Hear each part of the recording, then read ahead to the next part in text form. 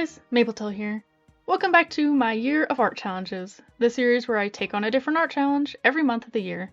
It's Pride Month, so I'm returning to my Pride Month Warrior series, where I use various pride flags to inspire warrior cat designs.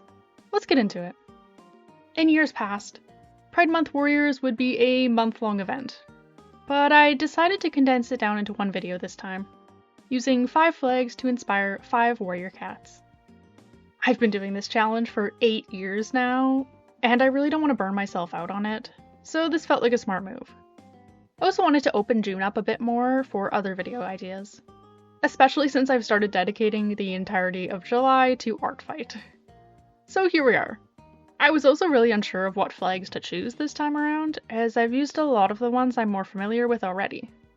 But y'all really came through with the suggestions. I've got 4 gorgeous flags from you guys, and a 5th that I chose myself after browsing some LGBT+ wikis. Having such nice colors to work with really got me excited for today's drawing. And if there's a flag you'd like to see next year, let me know. I'll get another list started. As usual, let's start by talking about my beloved River Clan. Unlabeled was the first flag suggested to me, and I absolutely adore its soft pastels. Really reminded me of water and sandy shores, which felt perfect for a cat from this clan. For all of today's flags, I used the flag colors to design the backgrounds and altered versions when needed for the cats, to make them work a bit better for fur colors. I went for an underwater scene, using the blue for the main part of the background, sketching the unlabeled cat in a swimming pose. I used the white for sunshine reflecting on the surface and some bubbles, yellow for the sand, and green for some riverbed plants. As for the cat design, these colors already worked great, so I didn't have to change them much. Just also using a darker version of the white and a paler version of the yellow as some additional colors. I went for a white base and darker fur on the back, tail, and face, some yellow facial details and paw pads, and the lighter one as extra patches, spots, and on the paws. Well, I saved the blue for the eyes, finishing them off with some scars. I'm really happy with how this one turned out. A nice and easy start to this challenge. Let's give them a warrior name. The name Brightshore came to mind pretty much right away, for their light sandy pelt. And let's fit them onto my Pride Month River Clan family tree too. I decided to make them sibling to Grey Thistle, who I left in limbo last year, and mate to Shimmerscale, also making them parrot to Pigeontail. I think Brightshore fits in there well with their color palette. I designed the Shadow Clan cat next, using the Queer Platonic flag. Love the colors here too. Some black, white, and gray contrasting with the light pink and yellow. I used a gradient of the latter two for the sky and grass, saving the black and gray for some pine trees and the white for a moon and other details. This flag was also very straightforward to turn into a cat. I went for a grey base with white flowing on the face, back, and tail, and a little on the paws. I used the black for more face details and on the ear tufts, while yellow and pink were used for some pink lemonade eyes, and pink on the nose again. I think they look pretty cute. For a name, I went for Birchfly, for their grey and white pelt and wing-like patches. Let's stick them on the Shadow Clan family tree too.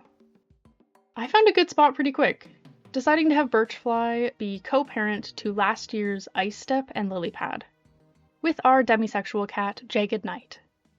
It was the only obvious spot I'd left open, and Birchfly's color scheme worked well with all the white fur the kits have. ThunderClan is up next, with the Cynthian flag.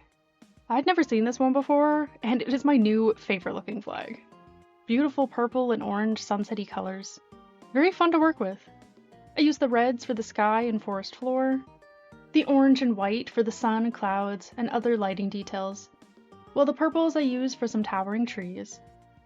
For our cat, I knew I wanted to use orange for the fur, layering reds on top to get various shades of splotches across their face, belly, back, and paws. I almost forgot the white, but added it in as facial details and in a few other cute spots, later adding a couple scars too, just for fun. And the purples I used for the eyes. I'm such a sucker for this kind of color palette, so I'm pretty happy with this design, and especially the background. Let's talk names. I knew I wanted a sun-like name, so I chose Sunnyclaw for their ginger pelt and reddish paw. As for the family tree, I made them sibling to Honeymarsh and Gingerfleck, due to the similar eye and fur colors there. I love this little ginger family. Time for WindClan next, with the Cupio Romantic Flag. Another pretty one that I really vibe with. It's actually kind of similar to the last, but much more pastel. For the background, I drew a purple sky over a gray and white flowery hill, clouds of orange seen floating above. And our cat. I've used most of these kinds of colors as our starting colors today, so I went for white again, using the purple for some lilac patches across the face, tail, and legs, gray tabby stripes over all those spots, and on the half-torn ears, and the oranges for the eyes. I think this might be my favorite design of the day, and I like the more dynamic pose, similar to the RiverClan one. For a name, I went with Swift Daisy, inspired by the flowers and their speed. Fitting them into the WindClan family tree was again no problem. I made them mate to Deputy Duskbuttle from the first year I ran this challenge, also making them parent to Foxwhisker and Moonrunner, and Froghop.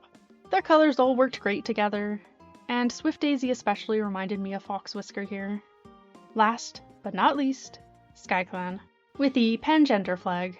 This one leans fully into that pink and yellow, and it's so lovely. I went for a pink and white cloudy sky, and just the top of a yellow-leafed tree visible. For the cat, I used yellow for the pelt, making it a little bit paler, and then using the proper color for some markings on the face, chest, and tail. More markings, little spots this time, in the darker pink, and white and pale pink eyes. Pretty simple, but cute. I especially like the spots. For a name, I picked Dappled Grass for those patterns. And for the family tree, this was the first one where I really wasn't sure. But something was urging me to make them parent to long-since orphans, Tigerstorm, Mistyface, and Gullstripe, even though they don't look much like Dappled Grass at all. So we'll go with they adopted this litter. I'm glad to finally give these little guys a home. And that's that. 5 more Pride Month warriors. Thanks for watching. I had a lot of fun designing this batch of cats. It was good to switch up the formula a little bit, and I really liked using the flag colors for the backgrounds too. I'm shocked I didn't think to do that before. Let me know which cat had your favorite design. I still think Swift Daisy took the win for me, but Bright Shore was a close second. But yeah, happy Pride Month, and I'll see you next Thursday.